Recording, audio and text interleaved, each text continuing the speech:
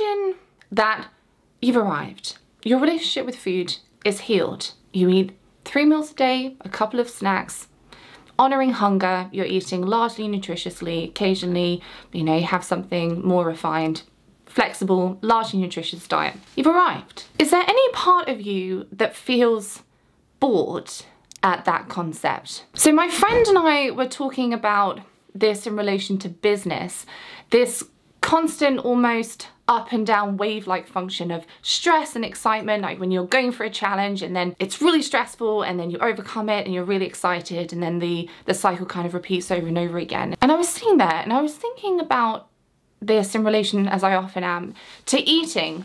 And I was thinking about my experience of constantly yo-yo dieting or dieting and then binge eating. I would get such a kick out of the challenge of dieting and planning a diet and then being on a diet and restricting and feeling like I was really accomplishing something.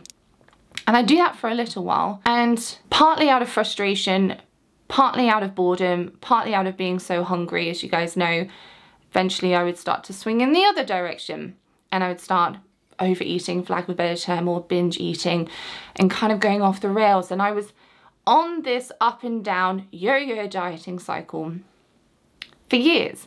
And obviously a massive part of that was the restricting causing the binge eating or driving the binge eating. But there was a part of me that found this whole cycle, although devastating, although stressful, although really difficult, exciting.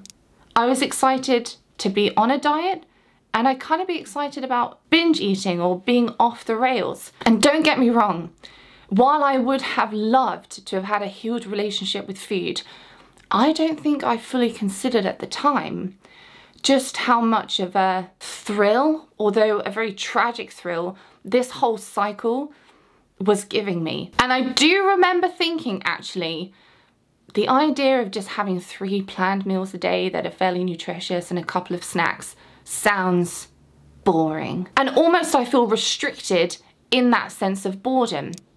But not restricted because of the foods that I was eating, not restricted because I was going hungry, just restricted in terms of, well, that doesn't sound that entertaining, that doesn't sound that exciting. When I asked, does that sound boring to you in any way, I don't mean does it sound boring because you have to eat healthy food. I mean, does the actual structure and lack of chaos or lack of up and down in any way sound boring?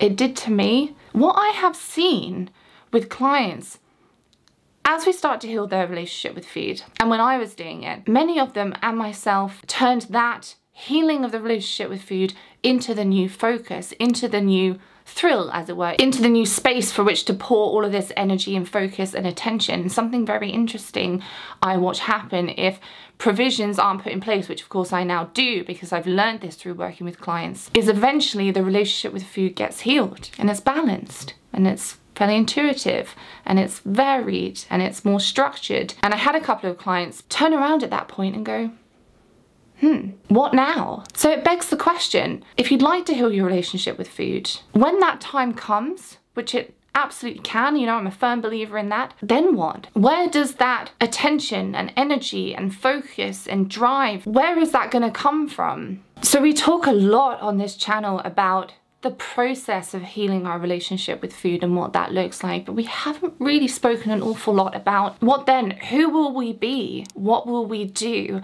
What will we care about? Where will we put our energy and focus? While I was healing my relationship with food, if I hadn't, I didn't know this is what I was doing at the time, but if I hadn't also started to get really excited about my studies and the concept of building a business and getting my teeth really stuck into all of that and the highs and lows of that and the distraction of that and the entertainment of that and the creativity and passion, all of that, would I be sitting here now in the same way, having successfully healed my relationship with food? Maybe, but I don't know. So I've spoken before about things like building up new coping mechanisms, emotional coping mechanisms, stress management techniques outside of the use of food that we usually use food and food restraint to achieve. But what about, for me and for others, excitement? And obviously this is a vastly complex topic, the topic of disordered eating, and this is absolutely not trivializing it down to one particular aspect. at all. But for me personally, this idea of being bored as a normal eater, I think really played into it, sabotaging, continuing the cycle going.